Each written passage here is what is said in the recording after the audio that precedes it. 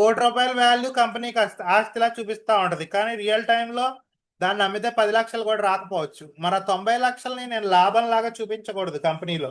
అమ్మితే రూపాయి కూడా రాని వస్తువుని నేను ఎప్పుడైతే ఒక ₹1,00,00,000 ఐటెంలా చూపించానో accurate profit and loss account కానీ యాక్యురేట్ బ్యాలెన్స్ షీట్ కానీ రాదనమాట. సో దానివల్ల ఏమవుద్దనంటే మనకి ఫైనాన్షియల్ పిక్చర్ అనేది వేరే మారిపోద్ది. సో అలా మారిపోతే మనకి ప్రాబ్లం అవుద్ది అనమాట. సో దానివల్ల ఫైనల్ అకౌంట్స్ అనేవి కరెక్ట్గా కన్వే అవ్వవు. సో దానికోసం అలాగే ఇంపార్టెంట్ టర్మ్స్ వచ్చేసి ఇక్కడ fixed asset purchased for long term business use. Long term business యూజ్కు వాడడానికి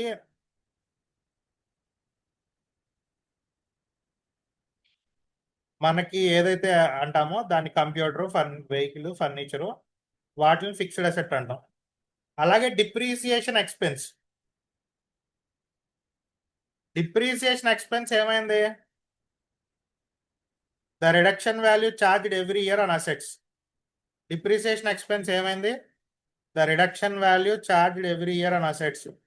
సో కంప్యూటర్ డిప్రీసియేషన్ 2,000.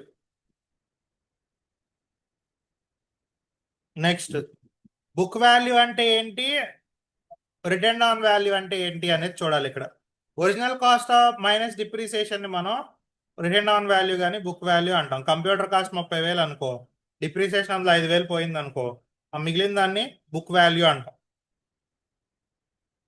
అలాగే డిప్రీసియేషన్ క్యాలిక్యులేట్ చేయడానికి రకాలు ఉంటాయి. మీకు రివైజ్ చేస్తున్న కాన్సెప్ట్స్ మీకు చెప్పారా, కాలేజ్లో జరిగాయా? ఇంటర్ ఫస్ట్ ఇయర్లో, సెకండ్ ఇయర్లో డిప్రీసియేషన్ చేశారా? సో స్ట్రైట్ లైన్ మెథడ్ అని ఒకటి ఉంటుంది. డైరెక్ట్ ఇదే ఉంటుంది మన ఎగ్జాంపుల్ ప్రాబ్లమ్స్లో. డైరెక్ట్గా అసెట్ ఎంతో దాంట్లో ఇంత పర్సెంటేజ్ అని తీసేస్తాం, దాన్ని డిప్రీసియేషన్ అంటాము. అలాగే return down value method. Return down value అని అంటే నెక్స్ట్ మనం చూసుకుంటే డిప్రీసియేషను రెడ్యూస్డ్ వాల్యూలో ఎవ్రీ ఇయర్ పనిచేస్తూ ఉంటుంది. ఫస్ట్ ఇయర్ ₹1,00,000 అయితే 10% తీసామనుకో, సెకండ్ ఇయర్ 2,000 పోను 18,000 మీద 10% 180 తీస్తాం. రిటర్న్ ఆన్ వాల్యూ ఇవన్నీ కూడా జరుగుతూ ఉంటాయి అన్నమాట. ఓకే, సో ఇవన్నీ చేసే ఉంటారు. ఇవి కాకుండా నేను చార్టెడ్ అకౌంటెన్సీ అవి కూడా చేశాను, సిఏ అలా అంటారు కదా. దాంట్లో ఇంకొంచెం అడ్వాన్స్డ్గా ఉంటాయి. రిటర్న్ ఆన్ వాల్యూ కాకుండా unit digits method, some of digits method, యానిటీ method, ఇట్లా ఉంటాయి అన్నమాట. బాగా అడ్వాన్స్డ్గా మీకు కావాలంటే గూగుల్ చేసుకుంటే దొరుకుతాయి. సో డిప్రీసియేషన్ పర్సెంటేజెస్ ఉంటాయి. చార్టెడ్ అకౌంటెన్సీలో ఎలా ఉంటుందో తెలుసా?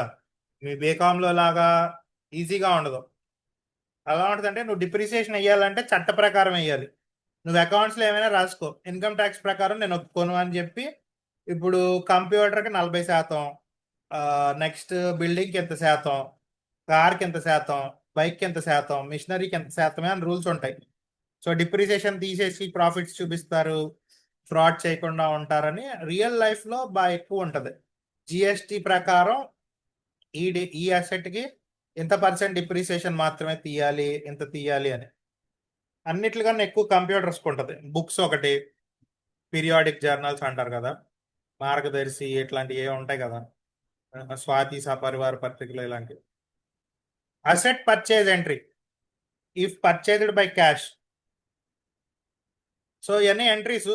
Computer account to cash asset కొంటే, అసెట్ అమ్మితే ఏంటి entry, cash account data to computer account. Profit వచ్చింది అనుకో, computer account data to profit on sale of asset account. Loss వచ్చింది అనుకో, loss on sale of asset to computer account data. ఈ మాన్యువల్గా మనం రాసేది, కానీ టాలీలో మారుతాయి. How to create depreciation in Tally. Depreciation కనుక టాలీలో చూసుకుంటే ఫస్ట్ గేట్వే ఆఫ్ టాలీలోకి వెళ్ళి కంపెనీ క్రియేట్ చేసి, లెడ్జర్ క్రియేట్ చేసి, నెక్స్ట్ ఓచర్ క్రియేట్ చేసి డిప్రిసియేషన్లో ఇండైరెక్ట్ ఎక్స్పెన్సెస్ కింద వేస్తాం. డిప్రిసియేషన్ అనేది నాన్ క్యాష్ ఎక్స్పెన్స్. ఇది అసెట్ వాల్యూని తగ్గించుద్ది. ప్రతి ఫైనాన్షియల్ ఇయర్ కంపల్సరీ డిప్రిసియేషన్ రాయాలి. కింద సంవత్సరం రాసాంగా ఈ సంవత్సరం వదిలేద్దాంలే అనడానికి ఉండదు. ఇది లీగల్గా అకౌంటింగ్ రూల్స్ ప్రకారం, అకౌంటింగ్ స్టాండర్డ్స్ ప్రకారం ఉంటుంది.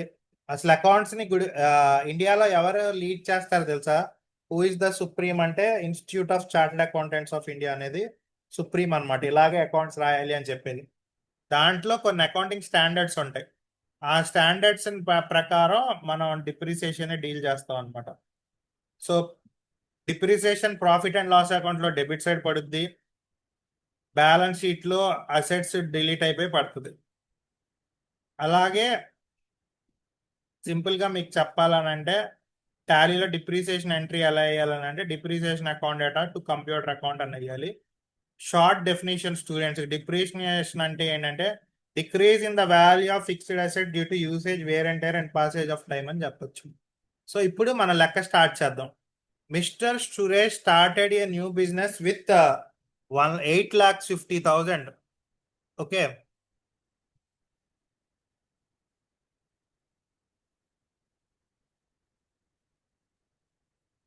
ఇప్పుడు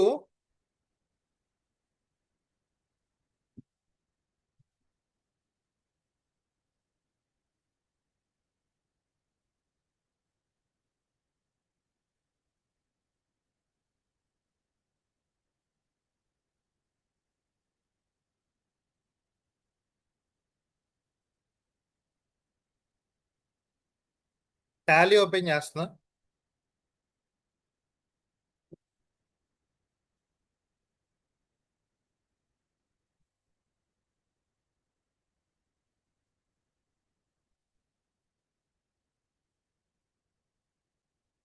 డిప్రిసియేషన్ డైరెక్ట్ ఎంట్రీ వేసుకోవడం చాలా సుఖం, కానీ ఇందులో కొన్ని క్యాలిక్యులేషన్స్ ఉంటాయి అయి పిచ్చెక్తి చేసేటప్పుడు.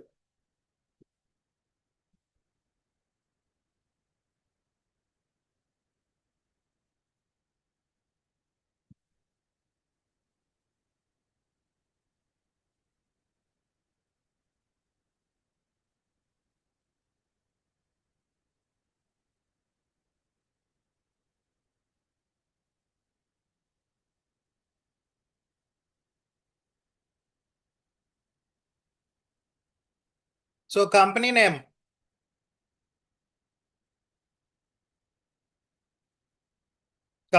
ఏం పెట్టాం? Mister Suresh.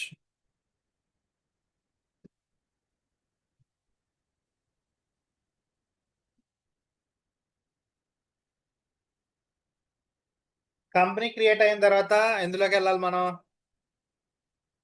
Charts of accounts. చాలా మంది జూమ్ లో కాకుండా ఇలాగే చెప్పమన్నారు కాబట్టి ఫుల్ స్క్రీన్ లో చెప్తున్నాను.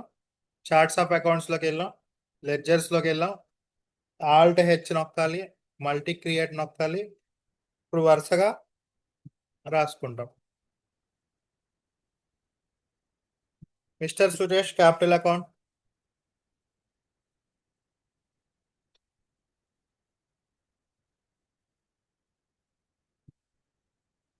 Building purchased 3,00,000,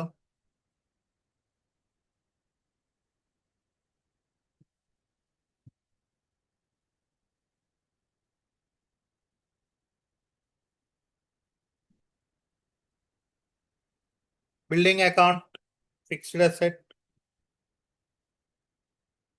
car purchased, car కూడా స్థిరాస్తే కదా. ఇవాళ పవన్ కళ్యాణ్ రాలేదా?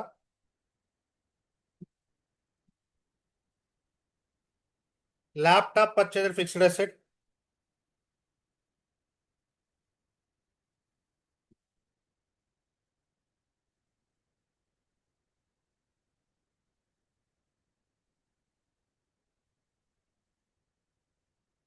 వచ్చావా? Okay, good afternoon. Next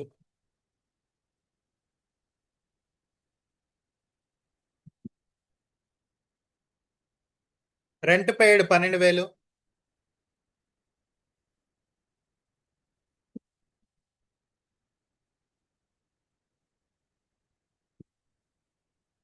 depreciation on car 18,000.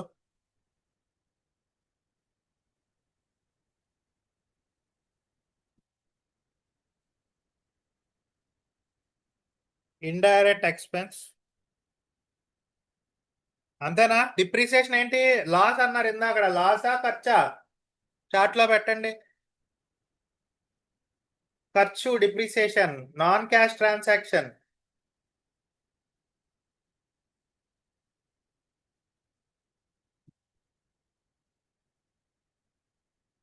Very good సోఫీబా.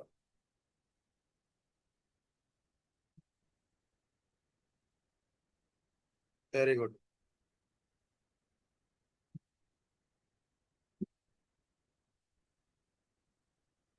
Depreciation on laptop.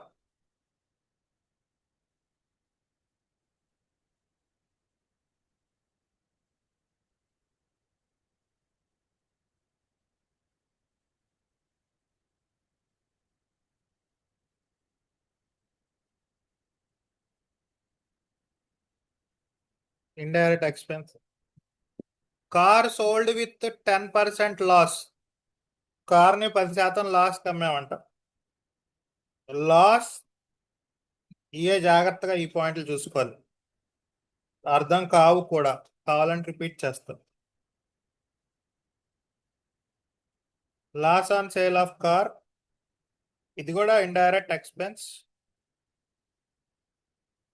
Commission received 15,000.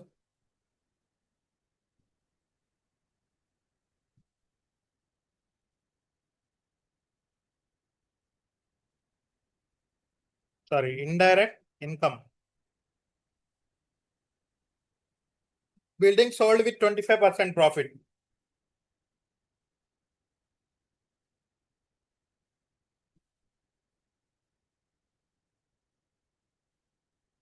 So simple గా చెప్పాలంటే profit on sale of building.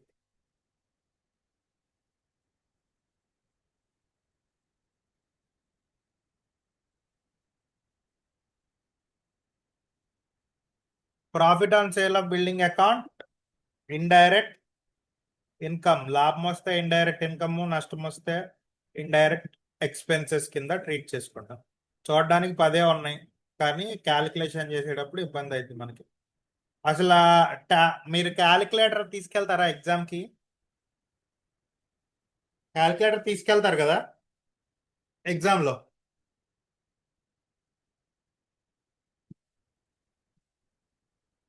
Class రూమ్కి కూడా క్యాలిక్యులేటర్ తీసుకెళ్తారా? తీసుకెళ్తారు కదా క్లాస్ రూమ్కి కూడా. మరి మన టాలీలో క్యాలిక్యులేటర్ ఎలా? మన టాలీలో క్యాలిక్యులేటర్ ఎలా క్యాలిక్యులేషన్స్ చేయాలని అంటే? ఎప్పుడైనా వచ్చిందా ఈ డౌట్? క్యాలిక్యులేటర్ పట్టుకెళ్తాం అనుకుంటున్నారా? కాదు, టాలీలోనే ఇన్బిల్ట్ గా క్యాలిక్యులేటర్ ఉంటుంది. సో ఈ క్యాలిక్యులేషన్స్ అన్ని చేయడానికి మనం కంగారు పడక్కర్లా. సింపుల్ గా చెప్పాలంటే కంట్రోల్ ఎన్ నొక్కగానే కింద క్యాలిక్యులేటర్ ఓపెన్ అయింది, చూసారా? కనిపిస్తుందా క్యాలిక్యులేటర్ బాగా అడుగున?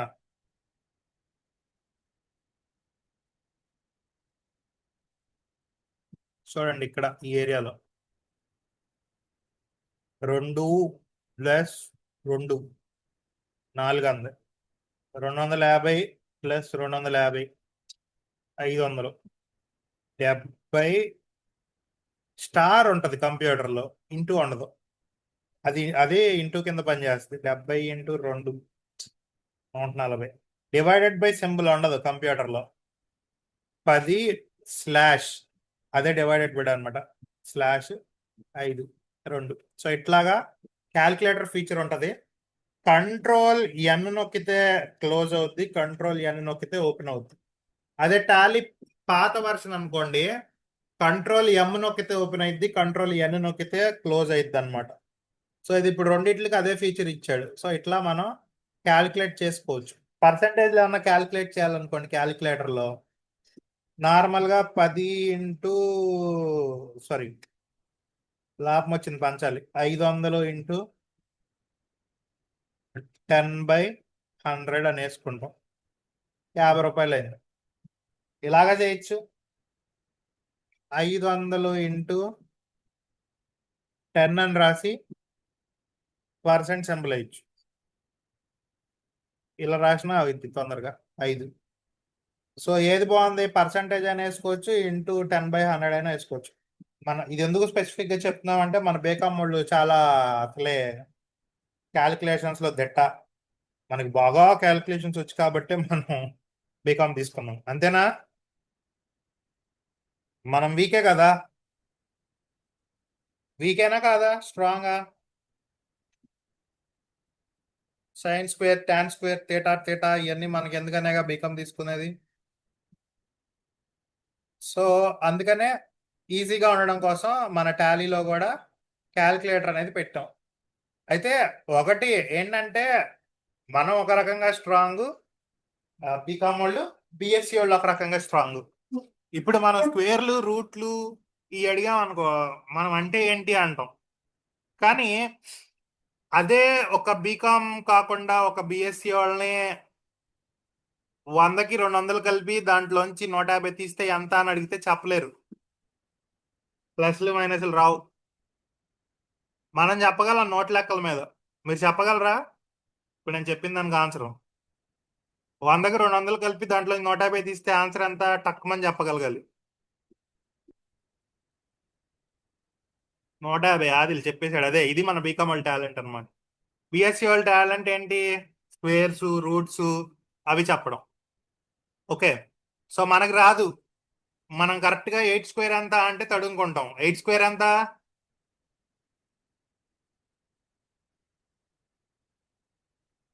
చూసారా, అంత టైం తీసుకున్నారు, ఇంకెవరు చెప్పలేదు. 8 స్క్వేర్ 64. చందన గౌరి చెప్పింది. Okay, very good. సరే, 25 స్క్వేర్ ఎంత? 35 స్క్వేర్ ఎంత?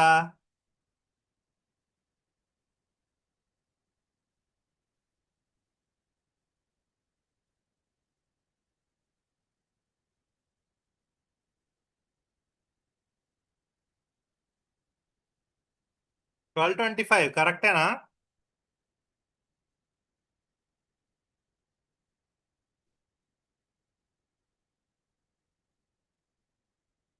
థర్టీ ఫైవ్ స్క్వేర్ అది. సో మీ అందరికి ఒక ట్రిక్ నేర్పించనా, మనం కూడా స్క్వేర్స్ ఇట్లా ఆడుకోవడానికి. ఈ ట్రిక్ లో ఏంటంటే ఓన్లీ అప్ టు 100 పని చేస్తుంది, ఓన్లీ 5 మల్టిపుల్స్ కే పని చేస్తుంది, ముందే చెప్తున్నా.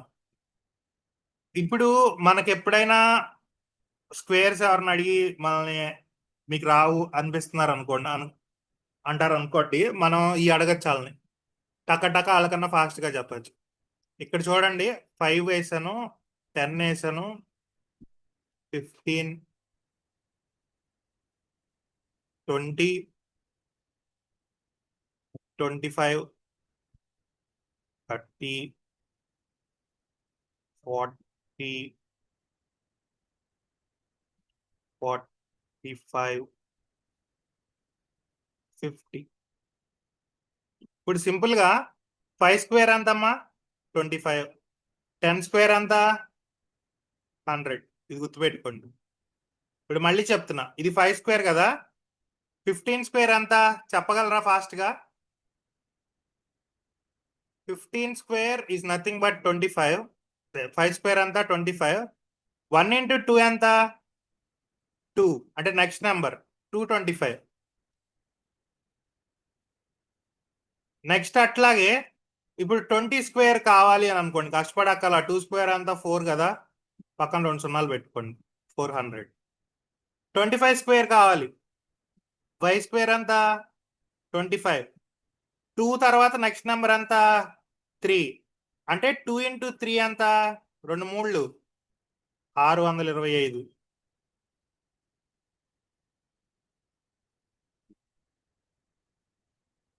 సో చేసేస్తున్నారు చూసారా. 30 స్క్వేర్ ఎంత? 3 స్క్వేర్ ఎంత? 9. పక్కన 2 సున్నాలు పెట్టండి, 900 అయిపోయింది. 40 స్క్వేర్ ఎంత? 4 స్క్వేర్ ఎంత? 16. పక్కన 2 సున్నాలు పెట్టండి, అయిపోయింది, 1600. 50 స్క్వేర్ ఎంత? 5 స్క్వేర్ 25. పక్కన 2 సున్నాలు పెట్టండి, 25 స్క్వేర్ 50 స్క్వేర్ అయిపోయింది. 35 స్క్వేర్ ఎంత? 5 స్క్వేర్ ఎంత? 25. 3 3 నాలుగులు ఎంత? 12, 1225. 45 స్క్వేర్ ఎంత? 5 స్క్వేర్ 25.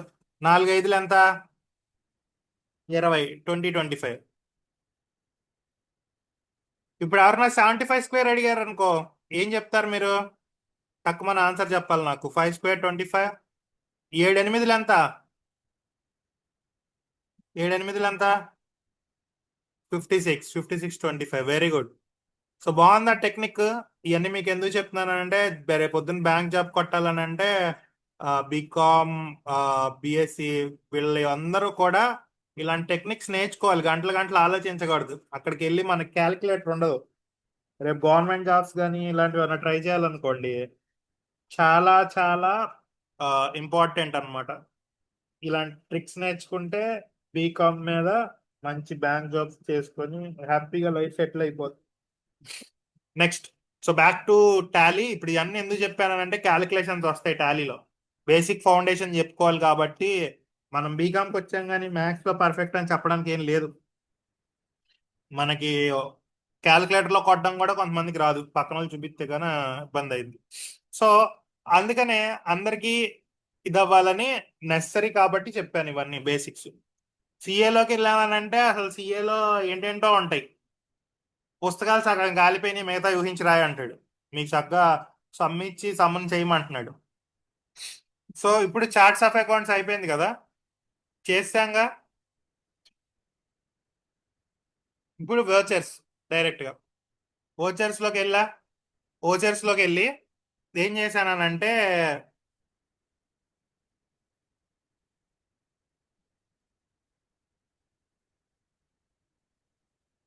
ఓచర్స్ లోకి వెళ్ళాను. ఓచర్స్ లోకి వెళ్ళి ఏం చేస్తున్నాను, ఫస్ట్ ఏంటి, రిసిప్ట్ F6 నొక్కా, స్పేస్, క్యాష్, మళ్ళీ స్పేస్. ఎప్పుడైనా సరే ఓనర్ ఎవరు, సురేష్. సురేష్ పెట్టుబడి పెట్టాడు ఒక అమౌంట్. ఆ అమౌంట్ ఎంతో చూద్దాం. 8,50,000.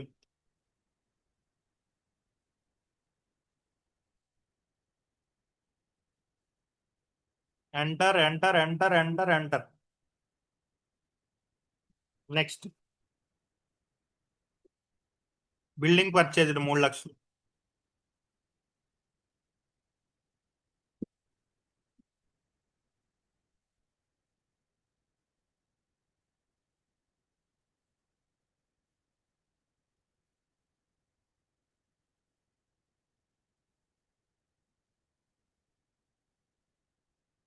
Payment F5. బిల్డింగ్ సెలెక్ట్ చేసాం, క్యాష్, బిల్డింగ్ 3,00,000. ఎంటర్. నరేషన్ రాయడం మర్చిపోమాకండి. Being building purchased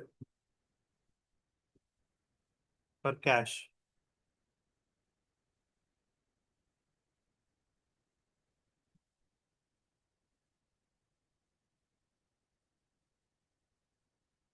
car purchased 1,50,000. Cash, car,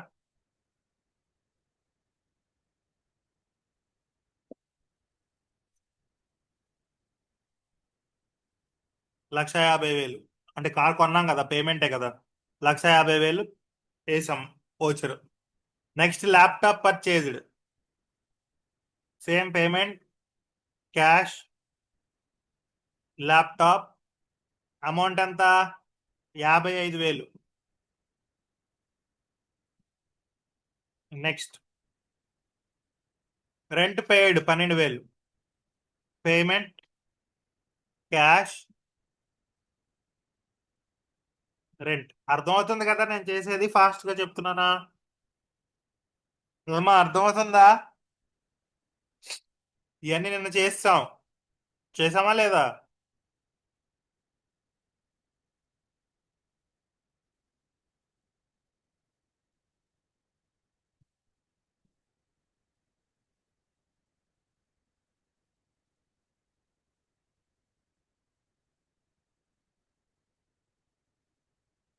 ఇప్పుడు అసలైన ఎంట్రీ వచ్చింది.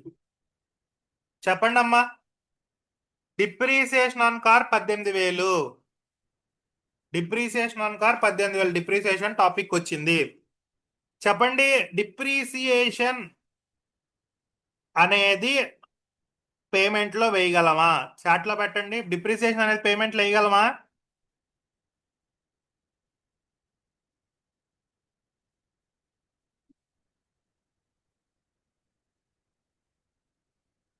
చాట్ లో మెసేజ్ చేయండి అమ్మా, డిప్రిసియేషన్ పేమెంట్ లో వేయగలమా?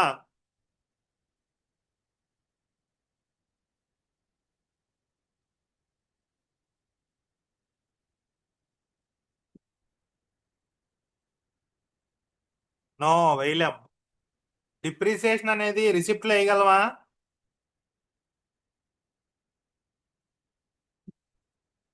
డిప్రిసియేషన్ రిసిప్ట్ లో వేయగలమా? వోచర్ లో. ఎక్కడి నుంచి అంటే డబ్బులు వస్తాయా? రావు. మరి డిప్రిసియేషన్ అనేది బ్యాంక్ రిలేటెడా, కాంట్రాలో వేయగలమా?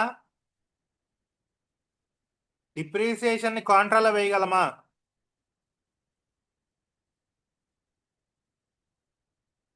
నో. మరి ఇవాళ కొత్త ఓచర్ అనేది యాక్టివేట్ అవుద్ది మనకి. ఏంటంటే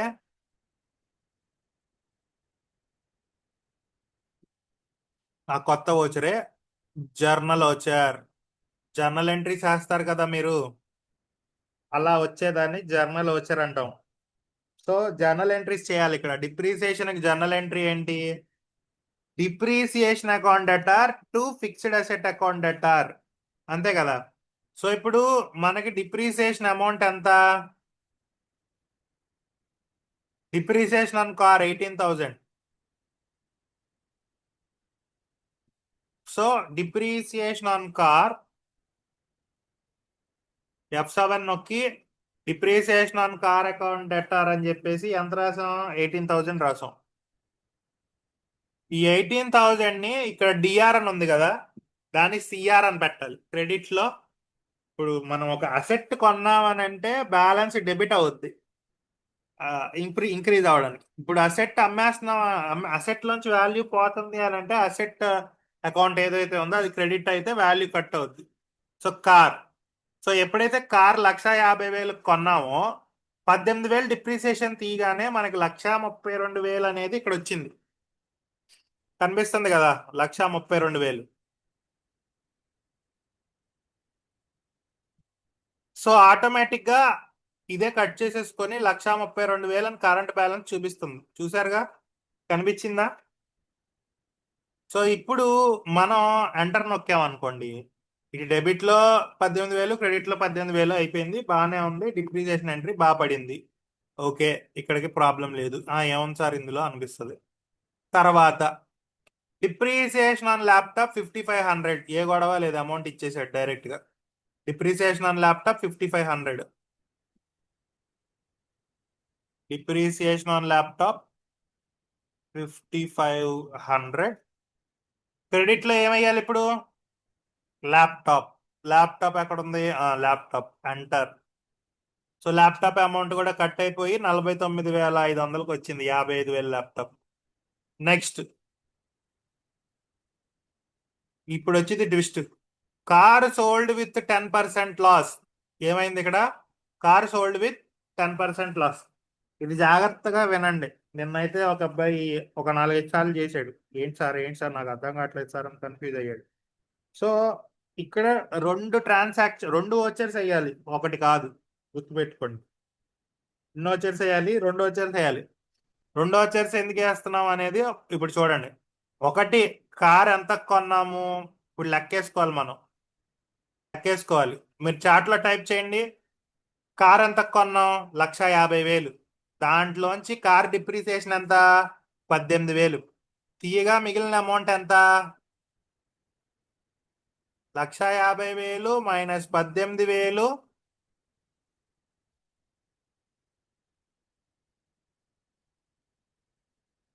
మైనస్ 10% లాస్. ఎంత అవుద్ది టోటల్? మనకు లెక్కెట్టడం కష్టం కాబట్టి క్యాల్కులేటర్ ఓపెన్ చేసుకుంటాం. Control N. మనలో కొంతమంది ఉంటారు క్యాల్కులేటర్ని కష్టపడి నొక్కడానికి కూడా కన్ఫ్యూజ్ అవుతా ఉంటారు. సో చూడండి, కార్ కొన్నది ఎంత? 1,50,000, అంతేనా? మైనస్ డిప్రిసియేషన్ ఎంత? 18,000. ఎంటర్ నొక్కితే 1,32,000. 1,32,000 లో 10%. దెన్ ఒరిజినల్ వాల్యూ ఎంత? ఇప్పుడు దీని వాల్యూ 1,32,000 బుక్ వాల్యూ. ఈ బుక్ వాల్యూ కానీ రిటర్న్ డౌన్ వాల్యూలో కానీ 10% లాస్ వచ్చిందంట. అంటే 1,32,000 మై ఇంటూ 10/100 అంటే ఎంత? ఎంతమ్మా? 13,200. నాకు స్క్రీన్ మీద కనిపించట్లా, ఇక్కడ ఏదో అడ్డు ఉంది. 13,200. ఈ 13,200ని 1,32,000 తీసేయాలి. 1,32,000 మైనస్ 13,200 అంటే మన చేతికి 1,18,800 వచ్చాయి. అంతేనా? నేను చెప్పిన లెక్క అర్థమైందా, అర్థం కాలేదా? క్యాలిక్యులేషన్ అర్థమైందా, అర్థం కాలేదా? చార్ట్లో పెట్టండి. ఓ 11 మెసేజ్లు పెట్టేశారా? ఎవరో ముందే రాశారు 1,18,800. Very good. Musfira very good. Chandana Goud 13,200 depreciation amount. Very good. Vinod Kumar 1,08,000. Pawan Kalyan depreciation. Yes yes yes yes yes. Very good. Okay, very good. Fast గా ఉన్నారు. వెరీ గుడ్, ఇలాగే ఉండాలి. సో ఇప్పుడు మనకేంటి 1,18,000 అనేవి వచ్చాయి దాని మీద. సో దానికోసం ఇప్పుడు మనం ఏం చేస్తాం? F6 నొక్కుతాం. F6 అంటే అమ్మాం కదా, డబ్బులు వస్తాయి కదా, రిసిప్ట్. ఎప్పుడైతే F6 నొక్కామో స్పేస్ క్యాష్, తర్వాత కారేగా మనం రాసేది కార్. 1,32,000 వాల్యూ ఉంది కారు. మనం 1,18,000కి అమ్మాం. 1,18,800. ఎంటర్ నొక్కాం, ఎంటర్ నొక్కాం, ఎంటర్ నొక్కాం. సేల్ ఎంట్రీ అయిపోయింది, ఎందుకని మనకు డబ్బులు వచ్చాయి కాబట్టి. ఇప్పుడు మనం గనక బ్యాలెన్స్ షీట్లోకి వెళ్ళి చూసామనంటే మనకి ఫిక్స్డ్ అసెట్ లో బ్యాలెన్స్ కనబడతా ఉంటది. ఏం బ్యాలెన్స్? కార్ బ్యాలెన్స్ 13,200 కనిపిస్తా ఉంటది.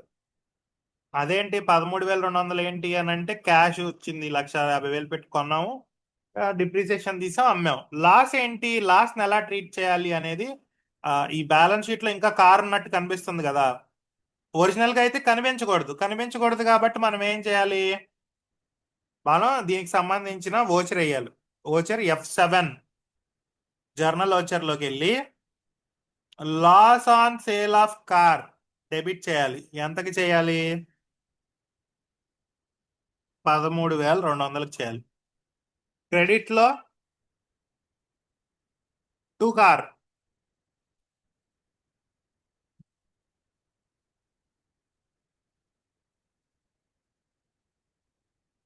ఎప్పుడైతే ఇలా చేసామో కార్ బ్యాలెన్స్ 0 అయింది. అంటే ఇప్పుడు ఈ బ్యాలెన్స్ అమౌంట్ ఉంది చూసారా, ఈ కార్ బ్యాగ్ సంబంధించిన అమౌంట్, ఇది మనకు కనిపించదు. అంటే కనిపించదు అని అంటే బ్యాలెన్స్ షీట్ లో కనిపించదు ఇంకా.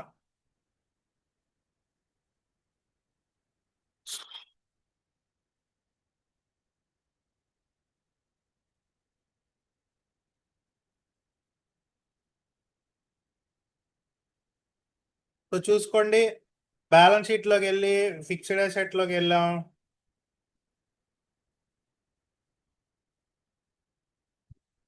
కార్ కనిపిస్తుందా? లేదు. మరి లాస్ ఎట్ వెళ్ళిపోయింది? చక్కగా ఈ లాస్ చక్కగా ప్రాఫిట్ అండ్ లాస్ అకౌంట్ లోకి వెళ్ళి కూర్చుంటది. చూడండి, ప్రాఫిట్ అండ్ లాస్ అకౌంట్ లో debit side loss on sale of car లోకి వెళ్ళింది. పద్ధతిగా ఇది ప్రాఫిట్ లోంచి మైనస్ అయిపోయి కలిసిపోద్ది. నెట్ ప్రాఫిట్ అనేది ఎగ్జాక్ట్ గా వస్తుంది. అంటే ఇప్పుడు మనం ఏం చేసాం? ఫస్ట్ క్యాలిక్యులేషన్ చేస్తాం. మీరు అందరికీ క్యాలిక్యులేషన్స్ బాగా వచ్చినాయి అనిపిస్తుంది. సో అది ఒకటి return on value, depreciation value. అంటే ఏం చేయాలి? స్టాండర్డ్ గా ఓ బుక్ వాల్యూ తీసుకోవాలి. ఎంత ఉందో 1,50,000 ఉంది. దాంట్లోంచి డిప్రిసియేషన్ మైనస్ చేసిన దాన్ని నెట్ వాల్యూ అంటాము. ఆ నెట్ వాల్యూలోంచి మనం ఏం చేసాము?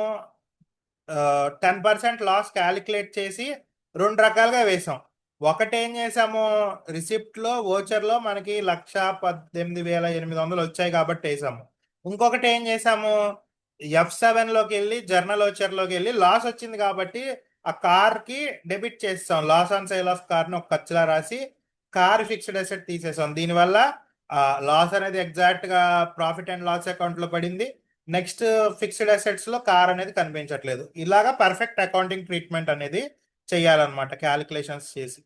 ఈ లెక్కలో ఎంట్రీస్ లాస్ ప్రాఫిట్ చేయడం వేసేటప్పుడు డిప్రిసియేషన్ క్యాలిక్యులేట్ చేయడం అనేది ఇంపార్టెంట్ పాయింట్ అన్నమాట. డైరెక్ట్ గా 1,50,000కి మనం 10% 15,000 తీసేసి వేసాం అనుకోండి, లెక్క అంతా తప్పు అయిపోద్ది డిప్రిసియేషన్ తీయకుండా వేస్తే. నెక్స్ట్ పాయింట్ మీరు కనుక చూసుకుంటే నెక్స్ట్ పాయింట్ ఏంటి? Commission received 15,000.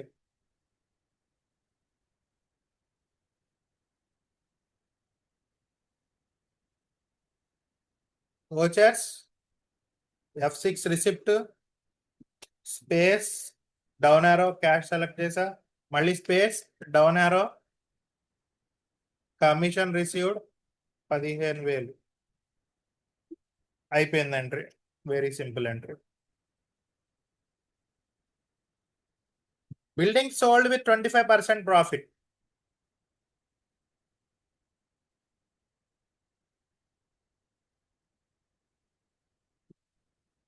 Buildings sold with 25% profit. Building అమ్మామమ్మా. బిల్డింగ్ ఎంత కొన్నాం? రిసిప్ట్ వేసుకోవడమే.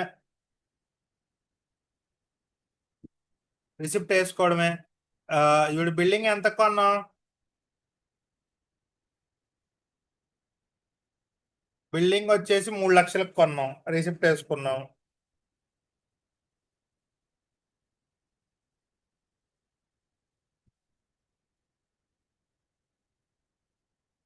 సో బిల్డింగ్ బ్యాలెన్స్ 0 అయిపోయింది. కానీ మనకు 3,00,000 వచ్చాయంటే కాదు, ఇంకా లాభం కూడా వచ్చింది. Profit on sale of building 25%.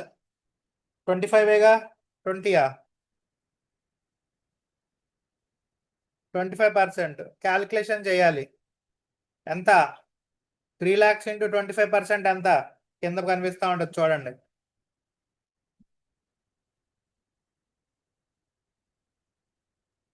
3,00,000 into 25/100 ఎంతమ్మా?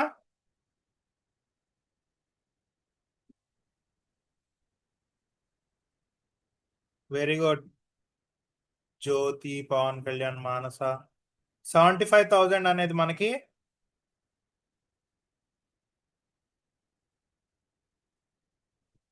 ప్రాఫిట్ వచ్చింది. సో సింపుల్గా ఏం చేస్తాం? క్యాలిక్యులేటర్ క్లోజ్ చేసేసి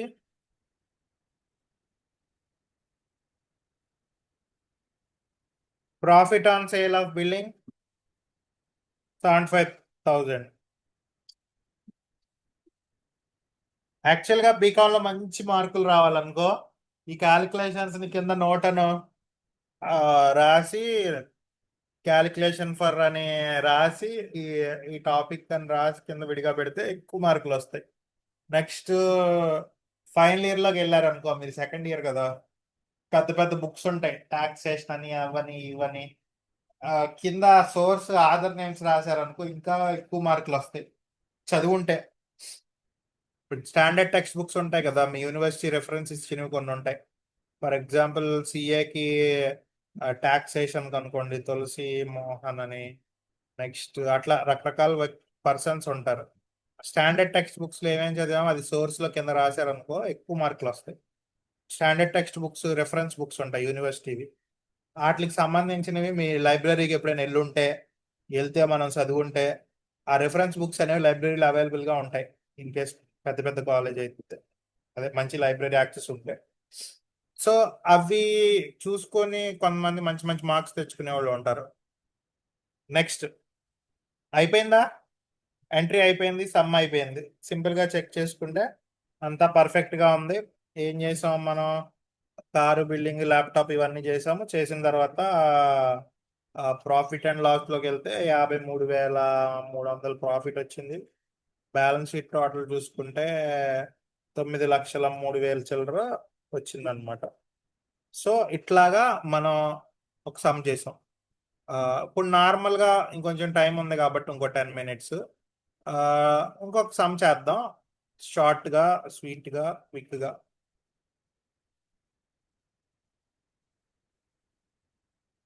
సో ఇక్కడ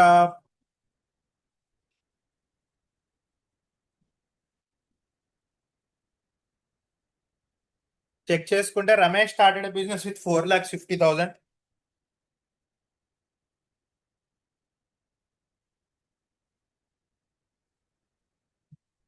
ఒక కంపెనీకి క్రియేట్ చేస్తున్నా.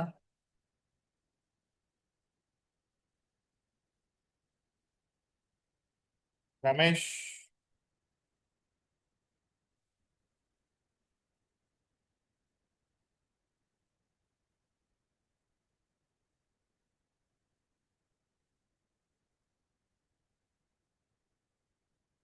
Control A.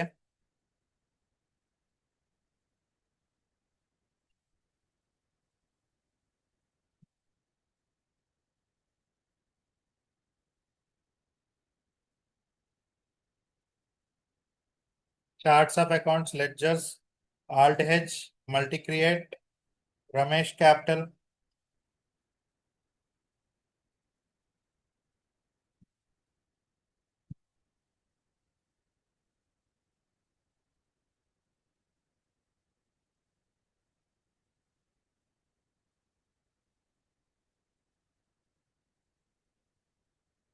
Printer purchase 18,000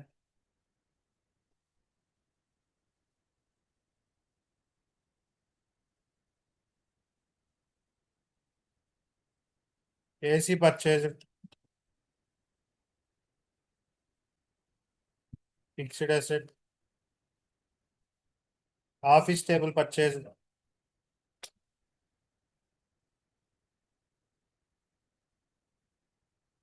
fixed asset telephone expenses indirect expense depreciation on printer indirect expense depreciation on AC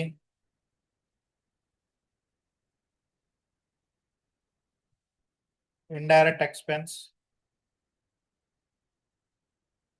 depreciation on tables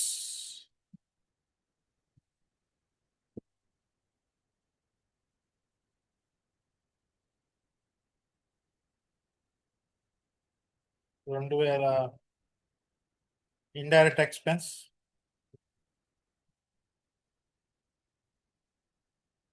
printer sold with 15% profit on sale of printer 15% indirect income miscellaneous income received petty income petty ఎందుకులే కానీ miscellaneous అనే పెడదాం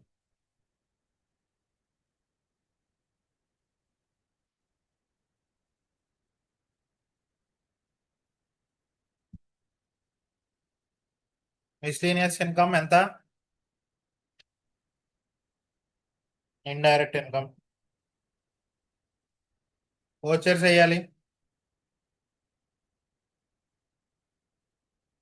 so first receipt వచ్చింది cash వచ్చింది తర్వాత రమేష్ వచ్చింది రమేష్ అంత పెట్టాడు పెట్టుబడి 4,50,000 ఇదంతా 45,000 4,50,000 enter next printer purchase 18,000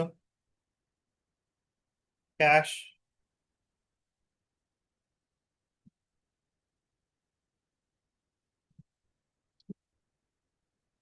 next AC purchase 42,000 sorry ఇందాకడ నేనేం చేశానంటే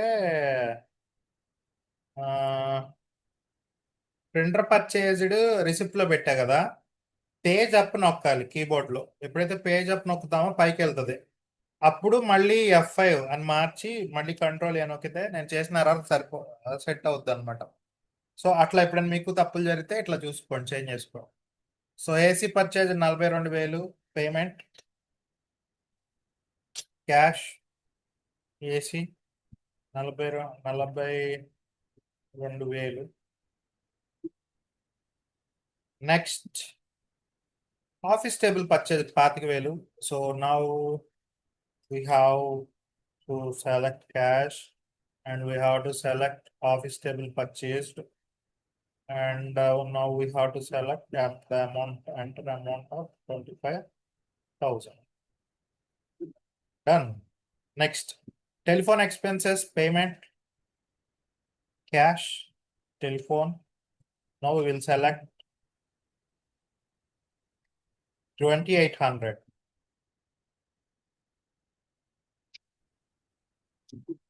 And after that, depreciation on printer. F7 నొక్కాలి. Depreciation on printer నొక్కాలి.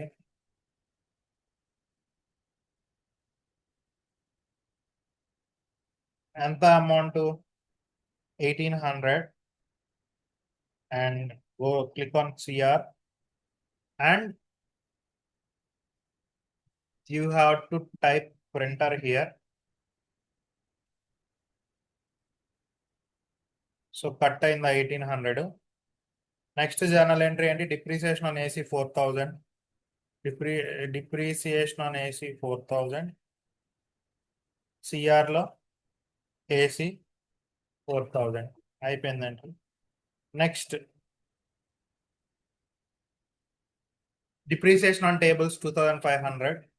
So depreciation on table select చేసి 2500 ఎంటర్ చేసి క్రెడిట్ లో టేబుల్స్ ఆఫీస్ టేబుల్స్ పర్చేజ్ అనేది అకౌంట్ సెలెక్ట్ చేసాం. Next printer sold with 15% profit. Amount చెప్పండి నాకు. ప్రింటర్ ఎంత కొన్నాం? 18,000. డిప్రిసియేషన్ ఎంత పోయింది? 1800. 18,000 నుంచి 1800 తీస్తే ఎంత? 16,200. 16,200కి 15% ప్రాఫిట్ ఎంత? So receipt, cash,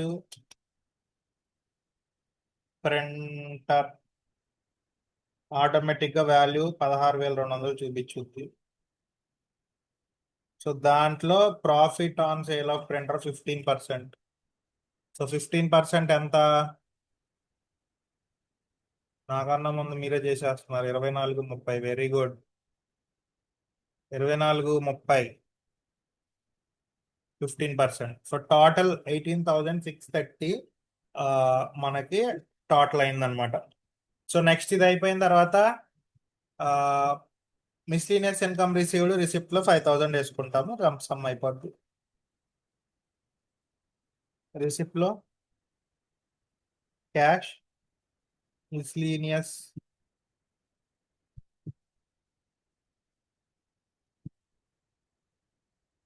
income 5,000.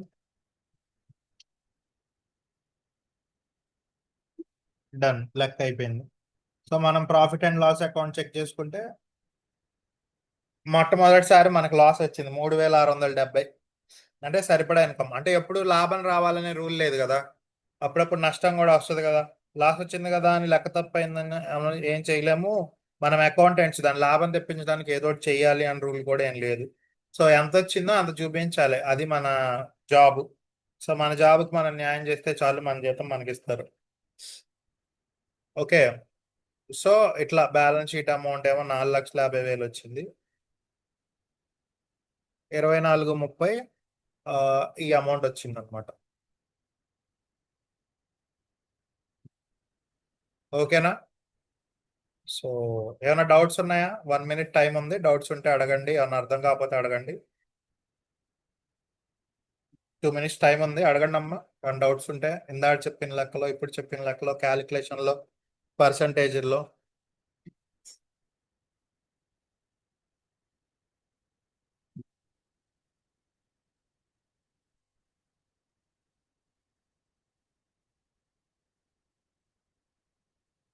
Okay, doubts ఏం లేవు. Very good. ఇంకెవరికైనా డౌట్స్ ఉంటే అడగండి, ప్రాబ్లం లేదు. మీరు ఎంత డౌట్స్ అడిగితే మీకు సబ్జెక్ట్ అంత వస్తుంది.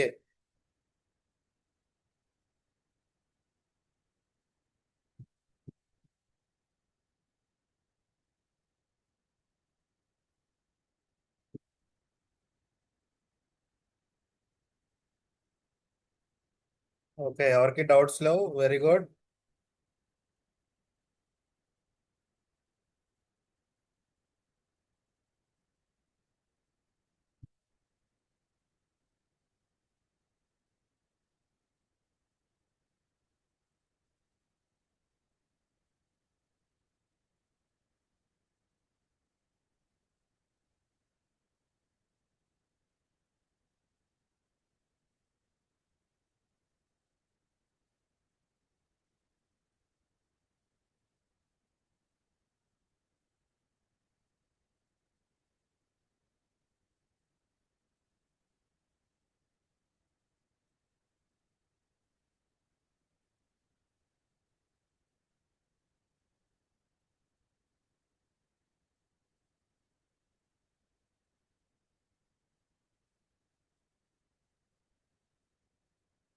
ఒక కంపెనీ బిల్ టైప్ చేయడం చెప్పండి సార్. వస్తాయి, మనకి పర్చేజ్ అండ్ సేల్స్ ఉంటాయి కదా, అందులోకి వెళ్ళినప్పుడు కంపెనీలో బిల్స్ చేయడం, లైక్ స్టాక్ ఎంట్రీస్ అవే కదా నువ్వు అడిగేది. ఎంత స్టాక్ కొన్నారు, ఆ స్టాక్ సంబంధించి ఆ బిల్ ఎంత అయింది. యా వస్తాయి, ఫ్యూచర్లో ఉన్నాయి. మన ఏమంటారు, మన స్కెడ్యూల్ ఉంది కదా, స్కెడ్యూల్ ప్రకారం టాపిక్ కవర్ చేసుకుంటూ వస్తాం, అందులో వచ్చేస్తుంది అది. సో 3 లెవెల్స్గా డివైడ్ చేస్తే దీన్ని, ఫస్ట్ లెవెల్ ఏమో అకౌంట్స్, సెకండ్ లెవెల్ ఏమో accounts with inventory, third level ఏమో టాక్సేషన్ ఒక 2-3 డేస్ ఉంటుంది. అకౌంట్స్ విత్ ఇన్వెంటరీ ఇవి అయిపోయాక, అకౌంట్స్ రిలేటెడ్ అయిపోయాక అకౌంట్స్ విత్ ఇన్వెంటరీ స్టార్ట్ అవుతాయి అనమాట. సో ప్రజెంట్ మనం అకౌంట్స్లో ఉన్నాం. ఓకేనా, ఓన్లీ అకౌంట్స్ ఎలా చేయాలి అని ఫ్యూచర్ క్లాసెస్లో వస్తాయి. ఓకేనా. Okay, time up. Thank you for listening my class patiently. Thank you so much. Will meet you next week.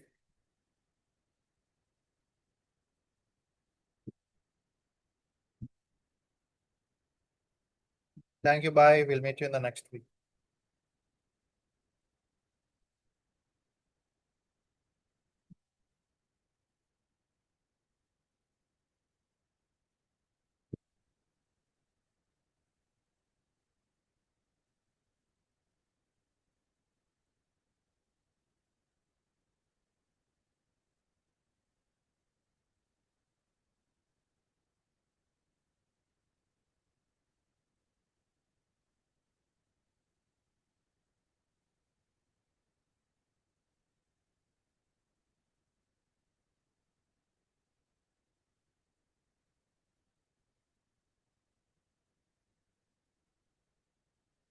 Thank you all, bye.